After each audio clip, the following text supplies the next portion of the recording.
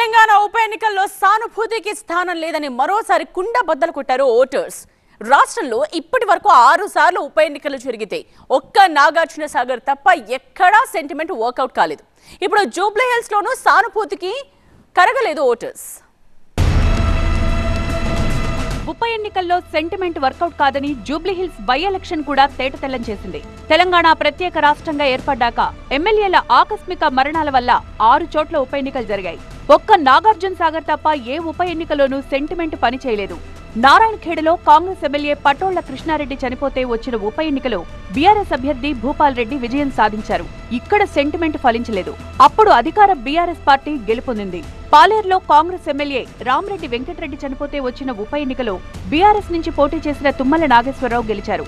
ఇక్కడ కూడా సానుభూతి ఓట్లు రాల్చలేదు. నాగార్జున సాగర్లో బీఆర్ఎస్ ఎమ్మెల్యే నోముల నరసింహయ్య చనిపోతే ఆయన కుమారుడు భగత్ను నిలబెట్టింది బీఆర్ఎస్. ఈ ఒక్క చోట మాత్రమే సెంటిమెంట్ ఫలించింది. అధికార పార్టీ గెలిచింది. దుబ్బాకలో సోలిపేట రామలింగారెడ్డి మరణించడంతో ఆయన భార్యను పోటీలో నిలిపింది బీఆర్ఎస్. ఈ ఉప ఎన్నికలో బీజేపీ అభ్యర్థి రఘునందన్ రావు విజయం సాధించారు. దుబ్బాకలోనూ సెంటిమెంట్ వర్కౌట్ కాలేదు. కంటోన్మెంట్ లో సాయన్న పెద్ద కూతురు లాస్యనందిత చనిపోతే ఆయన చిన్న కూతురు నివేదితకు టికెట్ ఇచ్చింది బీఆర్ఎస్ పార్టీ. అయితే ఇక్కడ కూడా సానుభూతి ఫలించలేదు. కాంగ్రెస్ అభ్యర్థి శ్రీ గణేష్ విజయం సాధించారు.